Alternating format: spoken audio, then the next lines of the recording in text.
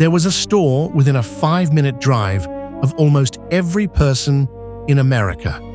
It sold you the parts to build the future. The first home computer, the cables, the batteries, the radios.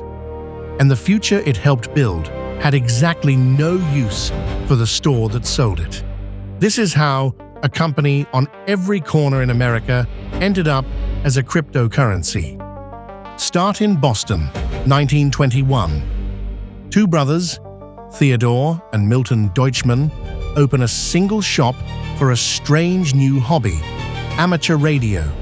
They name it after the little room on a ship that houses the radio gear, the Radioshack. For 40 years, it's a modest mail-order outfit for hobbyists and sailors. And by the early 1960s, it's dying, drowning in debt, nearly bankrupt. Then a man from Fort Worth, Texas walks in. Charles Tandy sells leather. Not radios, leather goods, hobby kits.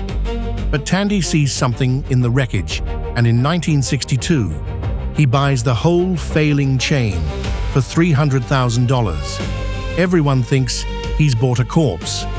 What he does next? Builds an empire. Tandy tears it apart. He kills the mail-order business.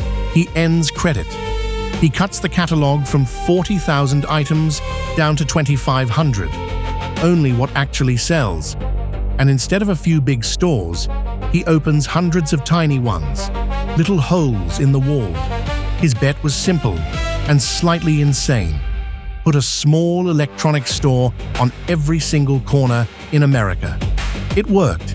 It worked better than anyone dreamed. When the CB radio craze swept the country in the 1970s, Radioshack owned the aisle. At its peak, Citizens band radios were nearly a third of the entire company's revenue. Then came the masterstroke of retail psychology, the Battery of the Month Club. A free wallet card, one free battery every month. A reason to walk through the door 12 times a year. Genius. But the real bomb was still coming. In 1977, Radioshack put a personal computer on its shelves, the TRS-80, $599. It was one of the first computers a normal person could just walk in and buy. No soldering, no kit, no PhD. And America bought it. Over 100,000 units in the first year alone. And for a moment, the TRS-80 held roughly half the entire personal computer market on Earth. Think about that. Before Apple was a household name, before Microsoft ran the world, the machine putting computing in ordinary homes came from the same store that sold you a 9-volt battery. By 1983, computers were Radioshack's single biggest business. It wasn't just selling the future. It was shipping it, one strip mall at a time. And it spread. By 1999, Radioshack had more than 7,000 stores across the United States, over 8,000 worldwide. A Radioshack within a few miles of nearly every American alive. You've got questions, we've got answers. The person behind the counter who could find the one obscure adapter, the exact resistor, the cable nobody else stocked. For a whole generation, Radioshack was the nerve center of a country teaching itself to be electronic. It was untouchable. It was everywhere. And everywhere is a very dangerous place to be, because it means the moment the world changes, you have 7,000 ways to fall. Here is the trap that had been hiding in plain sight the whole time. Everything Radioshack sold, the computers, the modems, the cables, the parts, was building one thing, the internet. And the internet had a simple message for the middleman.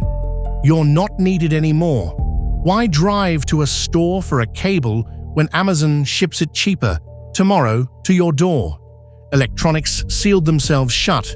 You don't solder a smartphone, you don't fix an iPhone with a part from a bin.